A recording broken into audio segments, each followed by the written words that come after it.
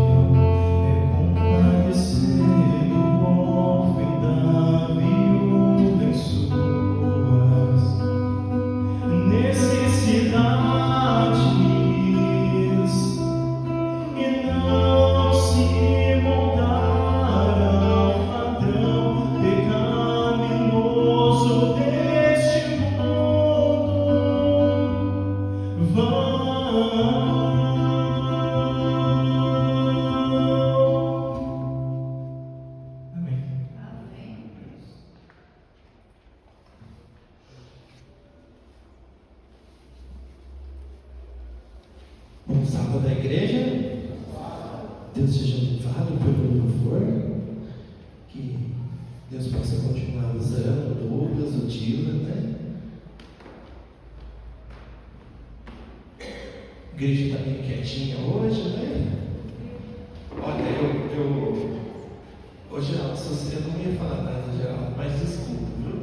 Eu fiquei me sentindo aqui, gente, meio sem jeito, né?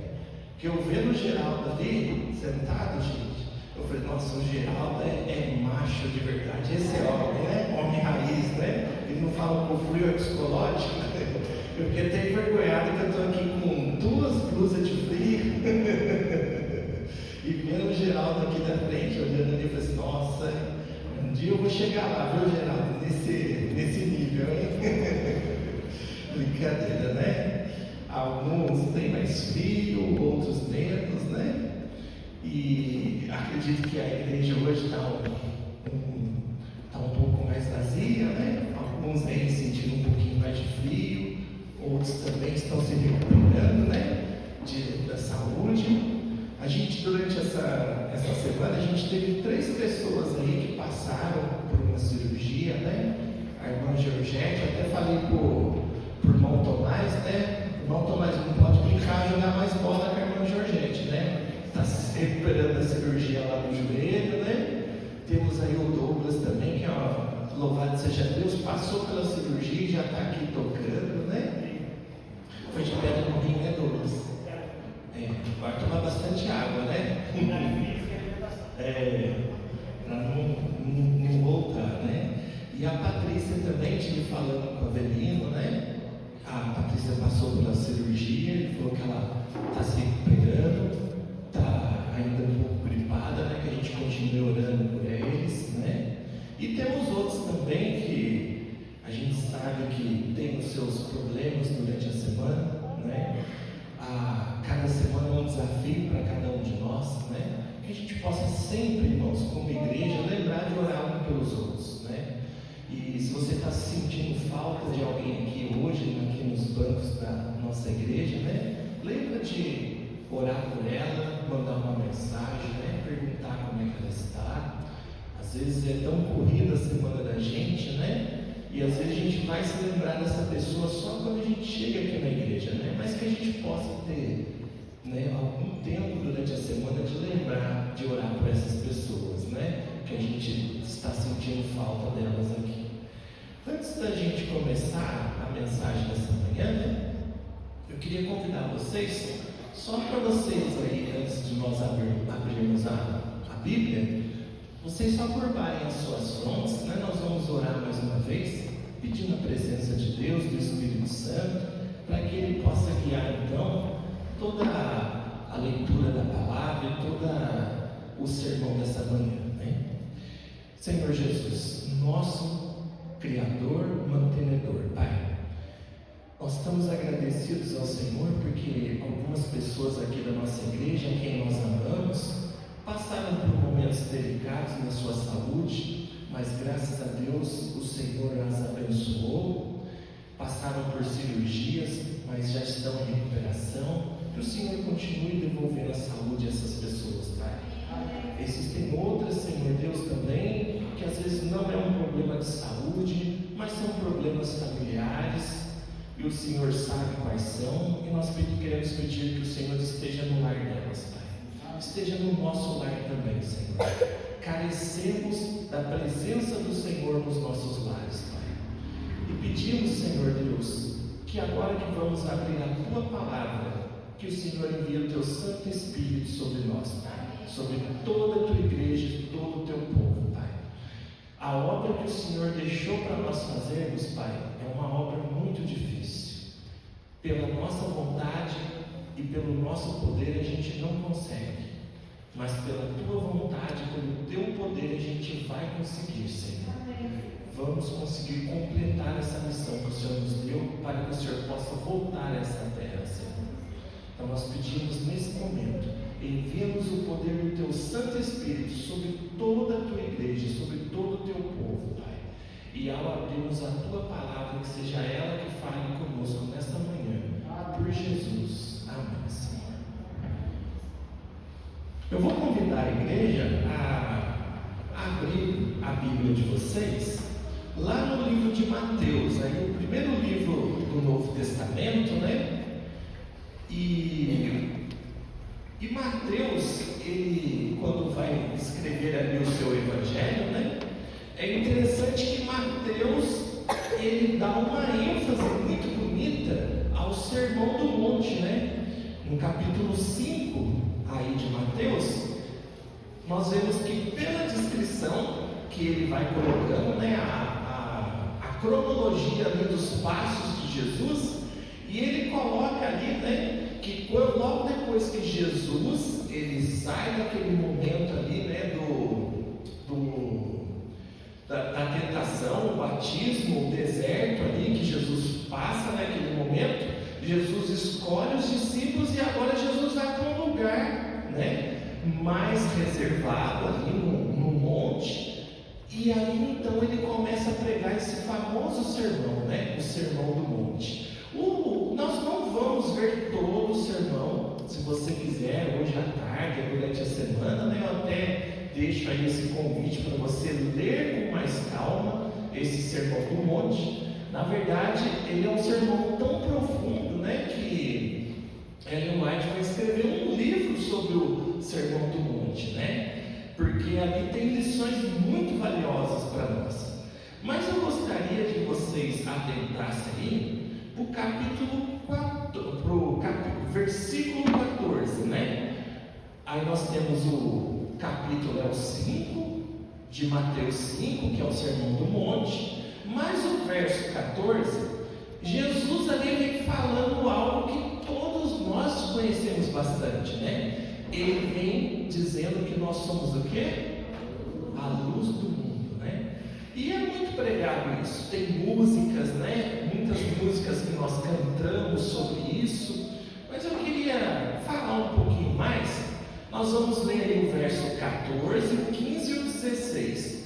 E ali vem então que Jesus, diante daquela paisagem ali no monte, ele começa a falar, né, para aquela multidão, e aí ele vem falando assim, olha, verso 14: vós sois a luz do mundo. Não se pode esconder a cidade edificada sobre um monte, nem se acende uma candeia para colocá-la debaixo do alqueire, mas no velador, e alumia a todos os que se encontram na casa. Assim brilhe também a vossa luz diante dos homens, para que vejam as vossas boas obras e façam o que, gente? Glorifiquem a vosso Pai que estás nos céus. Veja que Jesus primeiro começa falando aqui, fazendo, a gente poderia dizer, uma analogia, uma comparação. Ele começa falando da luz, que as luzes que brilham, não tem como você esconder ela, não é assim? Se você chega num local onde está tudo escuro, né? E se tem apenas uma frestinha ali que seja passando uma luz, imediatamente os seus olhos, quando entram nesse local escuro, eles vão identificar o quê? Aquela pequena frestinha que seja que passa a luz. E se ninguém vai lá e tampa aquele buraco, né? Ali então você identifica ali a luz, porque a luz não tem como ser escondida ali. Uma pequena luz que brilha no meio da escuridão já quebra ali, né, aquela escuridão. Veja que Jesus está explicando isso, mas aí no verso, né, 16, a gente vê que agora ele vem dizer o que é essa luz que ele quer que brilhe na gente. E aí então ele diz, olha, assim brilhe, o verso 16, né? Assim brilhe também a vossa luz diante de quem? Dos homens, né? Diante do mundo, das pessoas, para que elas vejam quem? Qual é a nossa luz? É Deus, né? E aí ele fala, olha, as vossas boas obras, né? Veja que Jesus está dizendo, as suas boas atitudes refletem o que? A luz de Deus, a luz do trono de Deus, né? Veja que Jesus está falando o seguinte, né? Ele disse um momento lá: eu sede meus imitadores, como eu, né? Imito quem? Vosso Pai. Então veja que Jesus está falando assim: olha, façam o que eu estou fazendo. E o que Jesus estava fazendo naquele momento? Jesus, até João Batista, quando pergunta lá, e o que Jesus responde? Olha, os cegos estão vendo, né? O que mais? Os coxos estão andando, as pessoas estão, o evangelho está sendo pregado para as pessoas, as viúvas estão sendo amparadas, as crianças, né, estão ali sendo amparadas. Veja que Jesus está dizendo: olha, as boas obras que vocês fazem começam a brilhar diante do quê? Das trevas desse mundo. E veja que Jesus agora, ele vem trazendo a sua luz, né, para este mundo, e ele fala que agora nós, como seus discípulos, nós iríamos também o quê? Fazer a mesma coisa, irradiar a luz do trono de Deus. E essa luz do trono de Deus, nós iríamos irradiá-la de que maneira, irmãos? Através das nossas boas obras, né? E aí então a gente pensa: então quer dizer que Jesus está falando que eu tenho que fazer boas obras para ser salvo? Não é isso, irmãos. Cristo deu a sua vida por nós para que nós fôssemos salvos. E agora, estando salvo, acreditando na salvação pelo sangue de Cristo Jesus, nós vamos ter o quê? Uma mudança de atitude. E com essa conversão, essa mudança de atitude agora, as pessoas começam a ver que você é o quê? É diferente. E o seu caminhar diferente começa a produzir o quê? Luz para as pessoas. As pessoas começam a pensar: mas por que todo mundo faz assim e você faz assado, né? Por que você faz diferente? Por que lá no teu trabalho todo mundo lá, né, é desonesto e você ali está sendo honesto ali? Por que todo mundo chega atrasado e você chega no horário? E as pessoas vão começar a ver o que? As boas obras, né? Sabe, irmãos, Jesus então, ele coloca ali para nós, ele compara agora o seu novo nascimento, o seu novo proceder, né, com uma luz. Uma luz que agora vai brilhar diante da onde? Diante das trevas desse mundo. E veja que Jesus, em vários momentos, quando ele anda aqui, ele diz que este mundo está em quê? Está em trevas. E está no quê? No maligno. Mas aí agora nos convida, né, para que a nossa luz ela brilhe diante das trevas desse mundo. É interessante a gente perceber que o que Jesus está falando para nós, né? Às vezes Jesus não está falando para você dar pirueta por aí, soltar fogos, sair distribuindo dinheiro, né? Fazendo aquilo que ele não pediu, né? Querendo matar a fome do mundo. Não é nada disso, irmãos. Mas Deus está pedindo que em cada proceder, aonde Ele te colocar, aonde você for, que você seja uma luz para as pessoas. E às vezes a luz, irmãos, ela vai ser diferente em cada situação, em cada lugar. Porque lá onde há abundância de alimento, você vai levar mais alimento lá. Se as pessoas não estão com fome, elas vão dar valor naquilo? Não vão. Aonde há abundância de água, você vai levar água lá para eles? Não.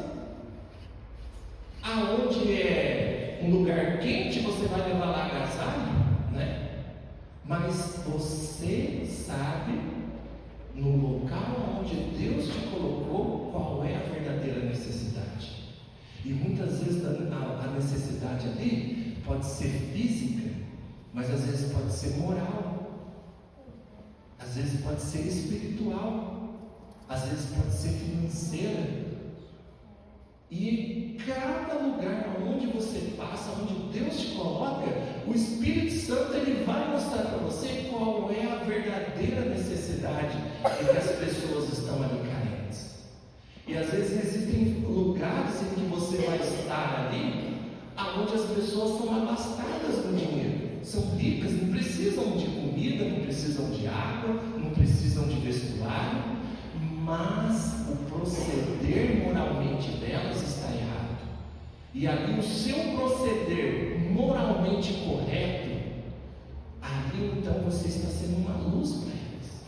Quando aquelas pessoas são desonestas com as outras no ganho, e você trabalha ali honestamente e mostra para elas qual é o caminho certo, você está sendo luz para elas. Em outros contextos, você vai para um lugar onde eles necessitam ali do alimento físico, do vestuário, de ajuda. E você, a gente sabe, uma pessoa que está com frio, você vai pregar sobre Jesus para ela e deixar ela ali com fome, com frio? Não, você tem que suprir aquela necessidade. E aí então, por isso que Jesus vai dizer que você vai brilhar a sua luz. E às vezes, irmãos, brilhar a luz, a gente não imagina como vai ser. Mas às vezes uma pessoa ali que está passando por uma situação difícil, talvez de uma doença, você não tem ali o poder, não está em nossas mãos curar aquela pessoa. Mas você fala ali as palavras da vida para ela, né? Você ora por ela ali, e aquilo não acalma o coração dela. E você está brilhando a luz de Cristo. E é importante a gente vermos que um dos maiores desafios para essa luz nossa brilhar, vocês têm uma ideia de onde que é? Talvez seja lá na África, né? Lá na África tem tantos missionários indo para lá, né? Não, talvez seja lá em São Paulo, né? Lá a cidade de São Paulo tão grande, tantos desafios, né? Não, talvez seja, vamos supor aí, lá na China, né? Coreia do Norte. Lá não pode ter pessoas, né? Livremente falando sobre Deus. Talvez seja lá que seja o lugar mais difícil. Irmãos, o lugar mais difícil para a luz de Cristo brilhar é aonde nós estamos todos os dias quando nós saímos daqui. Nós vamos para a nossa casa, né? Para os nossos familiares, para aqueles que nos conhecem de verdade. Ali é o maior desafio, porque ali você é quem? Você mesmo, não é assim? Eu posso ter uma carinha de bonzinho aqui na igreja, né? Um jeitinho educado, né? Um jeitinho bonzinho, mas quem me conhece é a Patrícia, que está lá comigo todos os dias, a minha sogra, a minha avó, que ela tinha um ditado que dizia assim, um ditado mineiro, né? Falava, você gosta tanto da pessoa, vai lá lamber sal com ela, né? E eles falavam assim, né? Ela tinha esse ditado que falava exatamente, conhecer a outra pessoa é o maior desafio, né? E sermos luz ali para a nossa família, para aqueles que nos conhecem, é um desafio diário. Porque eu posso segurar o meu temperamento aqui, mas dentro de casa eu vou ser eu mesmo. Eles conhecem o meu temperamento. Mas, irmãos, Cristo não pede que sejamos uma bênção, uma luz aonde estivermos, e temos que brilhar essa luz em todos os lugares. Aonde Deus nos colocar, essa luz tem que brilhar. E é por isso que ele fala, olha, essa luz não pode ser apagada. Porque se está em trevas ali, e alguém acendeu essa luz, as trevas vão o quê? Vão se dissipar, irmãos. Você já chegou em um determinado momento ali, talvez na sua família, talvez ali na sua vizinhança ou no seu trabalho, em que está acontecendo talvez uma discussão, um problema, onde há um desentendimento, e ali não há um consenso ali numa decisão, e as pessoas estão já elevando a voz e partindo já para aquele segundo round que a gente fala, né? Das agressões verbais. E aí de repente você entra como um mediador, né? começa a apagar o incêndio, trazer de volta as pessoas para a sua racionalidade, né? Porque as emoções estão aflorando e agora elas já estão partindo ali para palavras mais ríspidas, e você começa ali com um jeitinho, o Espírito Santo vai te mostrando, você vai conduzindo a conversa e coloca um ponto final naquela discussão. Será que você não foi luz ali naquele momento? As trevas já estavam começando a dominar. E o que o inimigo quer dentro do lar não é exatamente isso, né?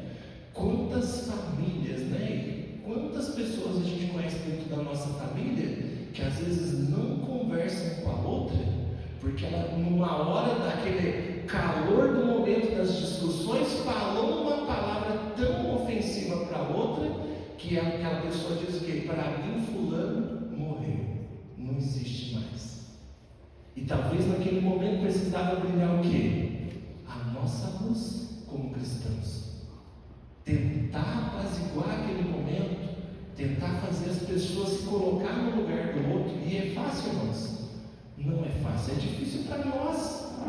Imagine para os outros que não têm o conhecimento de Deus. E é por isso que Jesus ele sempre pede para nós, irmãos, deixar a nossa luz brilhar, deixar que o Espírito Santo ali tome conta da situação. Pode ver que naquele momento, quem é que precisava ali ouvir da palavra de Deus, precisava de alguém ali naquele momento intervir ali naquela discussão? Precisava de uma luz brilhando. E é isso que Cristo quer da gente. Às vezes você tem ali uma pessoa da sua família que você ama, que está tendo um modo de viver, que vamos dizer assim, você sabe que no final não vai dar uma boa coisa. Está vivendo de uma forma que a gente sabe que lá no final ela vai pagar um preço alto. E às vezes você tem que ser o chato, não é assim? Você tem que ser aquela pessoa para trazer ela de canto e dar ali aquele sermão, conversar com ela, explicar para ela que essa má conduta vai levar a preços muito altos lá no final. E aí então, irmãos, quando a gente faz isso, a gente está deixando a luz de Deus brilhar. E é por isso que eu estava dizendo anteriormente, a luz de Deus vai brilhar de maneiras diferentes, em situações diferentes. Às vezes não é um alimento às vezes até que é fácil, né? Você tem a sua casa, você leva, entrega e pronto, acabou. Às vezes é uma roupa, você pega uma roupa, veste a pessoa e pronto. Mas quanto mais, por isso que eu disse que brilhar a nossa luz no contexto familiar é mais difícil. Porque às vezes não é um alimento que vai resolver, né? Não é um vestuário, não é só um dinheiro. Quantos problemas a gente conhece dentro das nossas famílias que o dinheiro não resolve? E aí então é por isso que Deus nos dá sabedoria, o Espírito Santo de Deus, e a gente tem que orar, irmãos. Orar para que Deus envie o Santo Espírito, para que naquele contexto a gente saiba como é que a gente vai agir e trabalhar. E aí a gente vê que Deus vai conduzindo. E aí então, irmãos, a gente cai vamos dizer assim, numa situação difícil com Deus.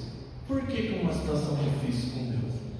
Quem é que às vezes quando passa um problema familiar, irmãos, muito difícil, já não falou aquela frase, eu queria ter nascido em outra família, né? Queria que Deus tivesse me dado outra família, queria ter nascido em outro lugar, porque o povinho difícil, não é assim? Às vezes a gente passa nesse contexto, irmãos. E aí então a gente pensa, por que Deus não me fez eu nascer na família de fulano de tal? Lá eu não vejo acontecer isso. Mas na minha família, mas quando se reúne, mas era tudo ali para dar certo, olha o que aconteceu. É aí que a gente vê, irmãos, que Deus nos colocou no lugar certo, na hora certa e na família certa, irmãos. E às vezes a dificuldade de entender isso não é com Deus, é com a gente, né? E sabe por que eu estou falando isso, irmãos? Porque eu estava passando por um problema familiar. E como eu disse, né, há uns dias atrás, eu perdi 2 tios no mês de maio. E infelizmente, né, o problema da bebida ali na minha família desgraçou a vida de muitos dos meus tios ali. Perderam casamentos, perderam o respeito dos filhos, dos sobrinhos, dos irmãos, das irmãs, né? E às vezes a gente fica pensando, eu estava pensativo, Senhor, né? E eu orando a Deus esses tempos atrás, eu falei, Senhor, mas por que tanta coisa assim na minha família, né? E aí, irmãos, eu fiquei, nesse dia, eu estava lendo a meditação, e aí eu vi a história. Essa meditação não é desse ano, tá, irmãos? É uma meditação mais antiga. E aqui contou uma história, irmãos, de um pastor adventista, um ministro de Deus, um homem, irmãos, que ele estudou teologia para servir a Deus, para estar então levando o Evangelho de Deus. Só que aí a gente pode pensar, né? Ele nasceu no lugar errado e no ano errado. Porque ele nasceu, irmãos, em 1934. E o lugar onde ele nasceu foi em Cuba. E o que aconteceu em Cuba, né? Ali nós temos ali uma tomada do poder ali. E ali então, naquela época, Fidel Castro, quando toma o poder, o que ele faz, né? Ele fez o que outros ditadores também fizeram. A partir de agora, né, todo mundo deve respeitar o Estado. E o que o Estado disser é o que vocês têm que fazer.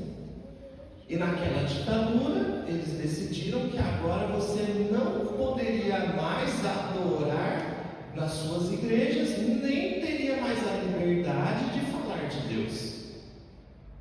E aí então, aqui conta a meditação, que ele viveria sua vida numa boa, sem nenhum problema, apenas se ele deixasse agora de exercer o quê? O seu ministério. Ele não poderia mais, o Estado ali impôs que ele não poderia mais pregar a religião, não poderia mais se reunir em cultos religiosos, nem fazer as visitas missionárias que um pastor geralmente faz, nem fazer orações em público. Mas aí então, aqui diz que ele era muito jovem, né? E ele tomou uma decisão ainda jovem, de pregar o Evangelho, custasse o que custasse. E aí então diz que essa sua ideia de levar pessoas a Jesus, ele foi considerado um contra-revolucionário, ou seja, um inimigo do Estado, né?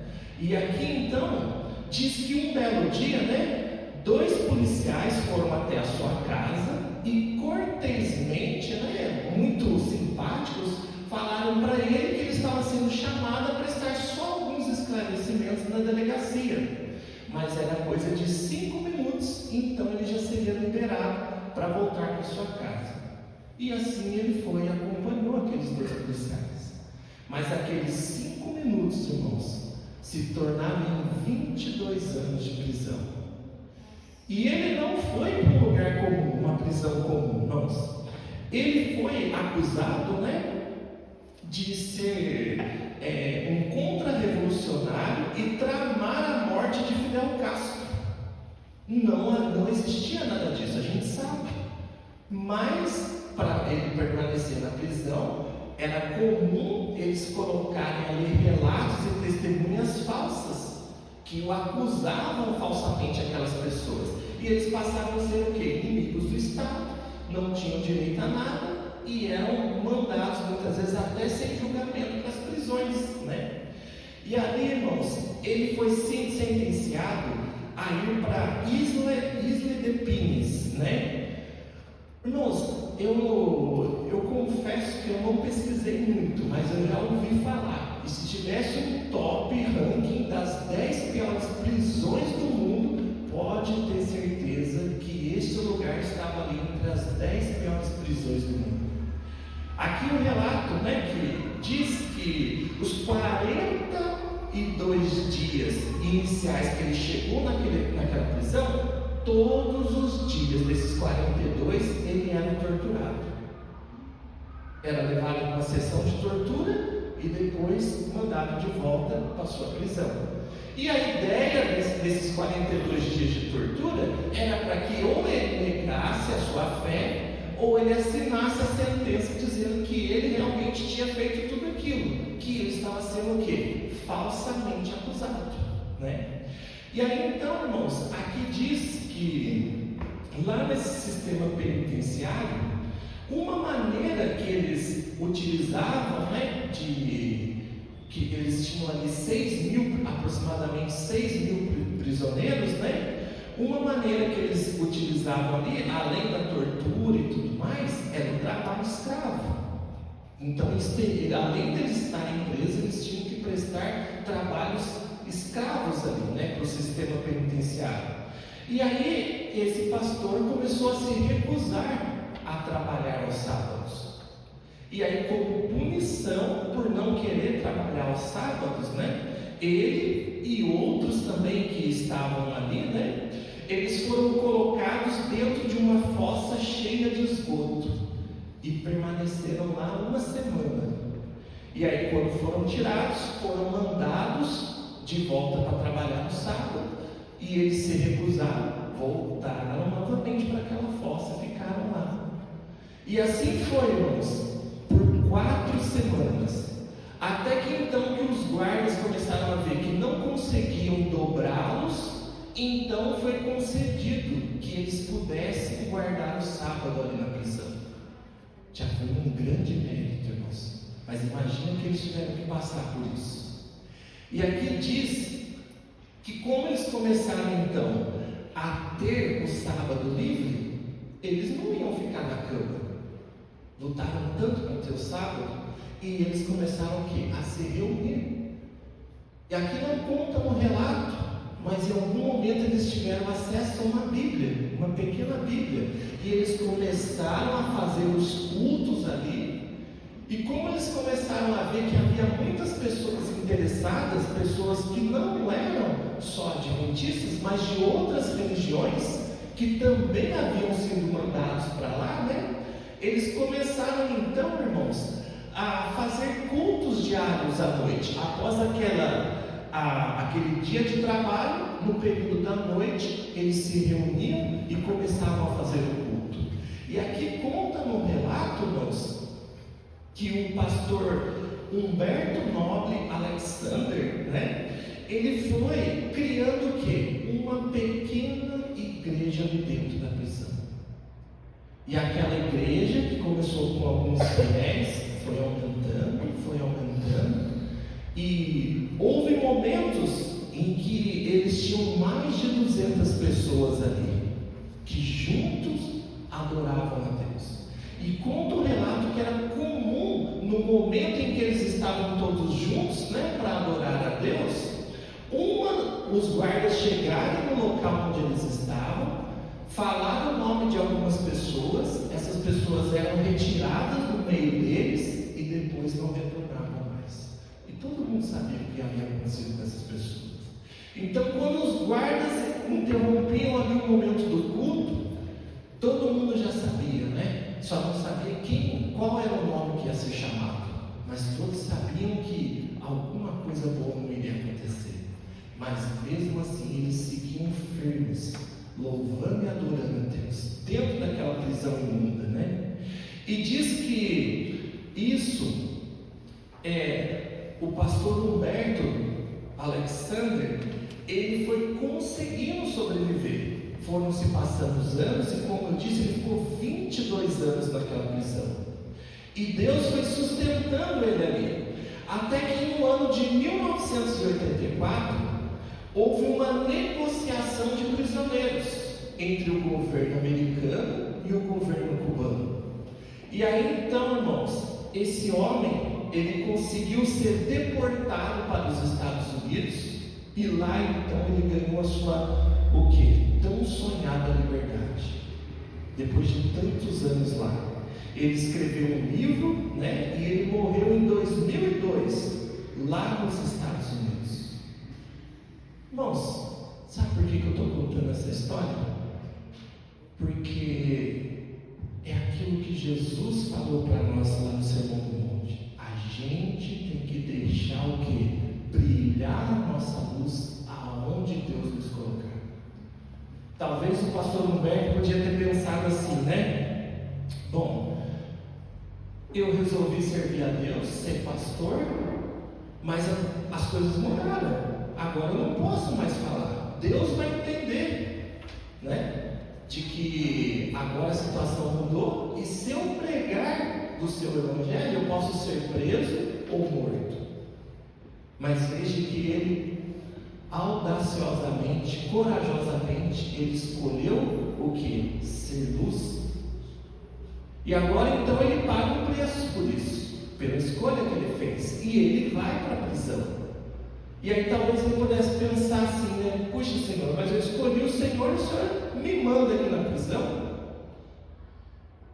Mas veja que ele entendeu que se ele estava na prisão, Deus tinha o quê? Um propósito para ele. E ele deixa o que lá dentro da prisão? Brilhar o quê? A sua luz. Irmãos, sabe por que eu estou falando isso? Porque isso me mostrou nesse dia, nessa manhã que eu estava lendo, que Deus me colocou no lugar certo, na família certa. Amém. E se Deus me colocou lá, eu tenho que deixar o quê? A minha luz brilhar, irmãos. Não sou eu, cada um de vocês. Aonde Deus nos manda, a gente tem que deixar o quê? A luz de Deus brilhar, né? Eu queria encerrar nessa manhã com o verso de Colossenses. Lá no Novo Testamento, Paulo escreve, né, essa carta aos Colossenses, e no capítulo 1, no verso 13, é interessante que Paulo fala lá para os Colossenses algo que Cristo tinha falado lá no Sermão do Monte. E aqui Paulo diz: Ele nos libertou da onde? Do império das trevas. Irmãos, todos nós estávamos o quê? Em trevas. Todos nós estávamos em trevas. E em algum momento Deus nos chama da onde? Das trevas para a luz. Ou seja, Deus te coloca agora nas luzes e Ele fala: agora deixa o quê? Essa luz que você está tendo contato brilhar para outras pessoas, né? Paulo diz: Ele nos libertou do império das trevas e nos transportou para onde? Para o reino do Filho do seu amor. E aí Paulo vai continuando o relato, irmãos. Deus nos tirou das trevas e Ele nos colocou na luz. Mas Ele nos coloca na luz não para que pudéssemos ficar confortavelmente ali na luz, mas Ele nos dá o quê? Agora uma missão de libertar o quê? Outras pessoas das trevas espirituais. E é por isso que ele pede, né, que a gente deixe a nossa luz brilhar. Talvez o pastor, nos momentos difíceis que ele passou lá na prisão, ele pudesse pensar: já que eu estou aqui na prisão, não tem mais o que fazer. Eu podia pregar lá fora, mas aqui dentro eu não posso pregar. Mas ele decidiu, mesmo estando dentro da prisão, deixar a luz de Deus brilhar. E com certeza ele foi uma bênção para muitas pessoas lá. Nesse momento, o Dylan e o Douglas vão cantar uma música. E aí, depois dessa música, eu vou convidar a igreja a ficar de pé para nós orarmos e pedirmos, clamarmos para Deus, para que Deus nos ajude a deixar a nossa luz brilhar. Para onde Deus nos chamar, para onde Deus nos colocar, que a gente possa deixar a luz de Deus brilhar.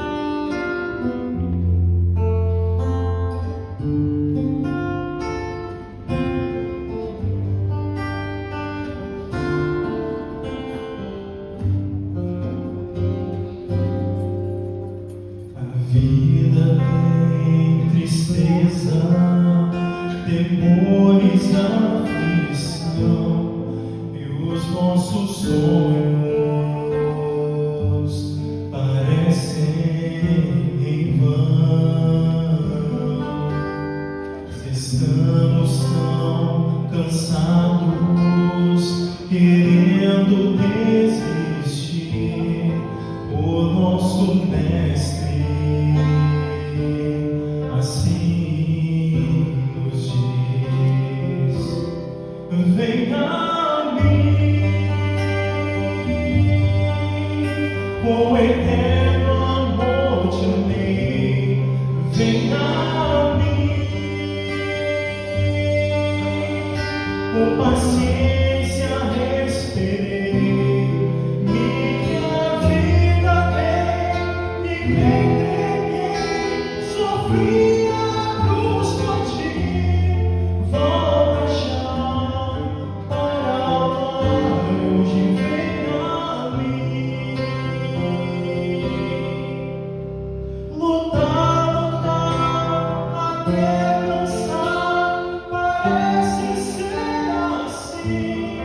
Quando vivemos sem ver o fim, mas não sentimos a firmeza da mão que nos conduz. Não temeremos,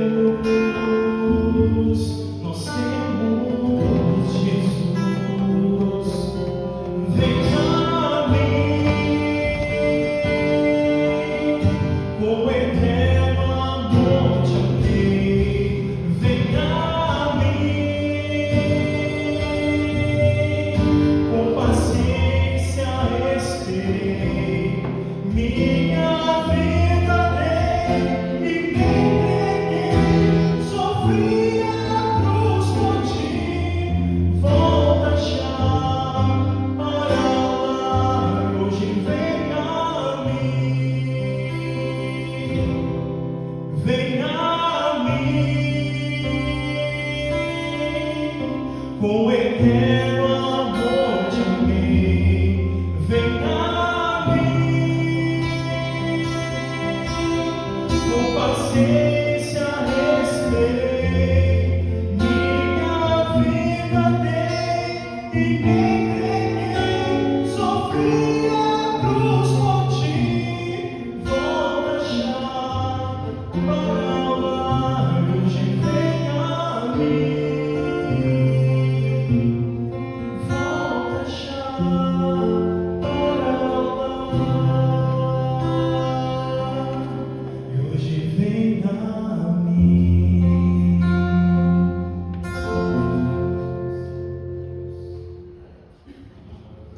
Vamos colocar de pé?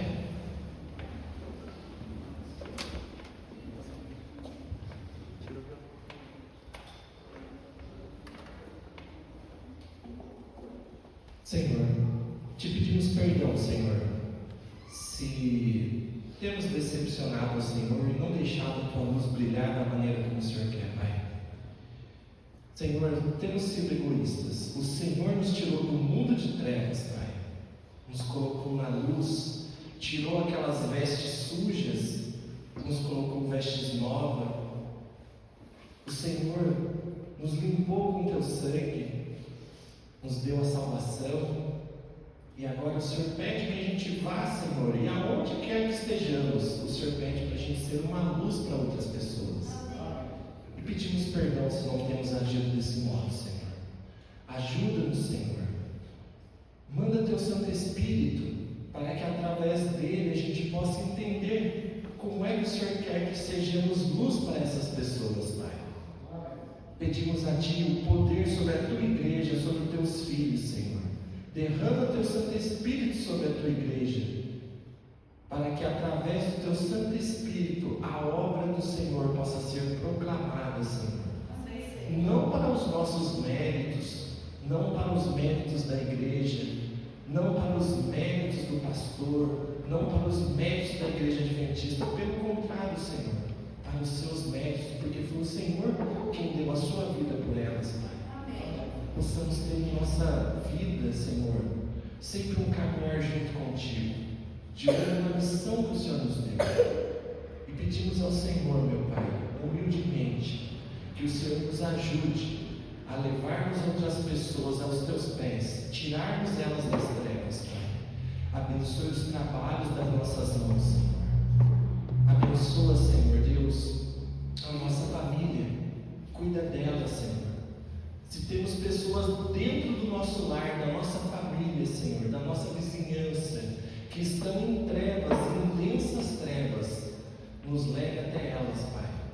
para que possamos então brilhar a luz do Senhor nesses locais, Pai. Abençoa-nos, nos despeça em paz, Senhor, e traga-nos mais tarde, Senhor, para que essas crianças também aprendam a ser luz para o Senhor. Abençoe a programação da tarde. É o que lhe pedimos, em nome de Jesus. Amém, Senhor. Amém.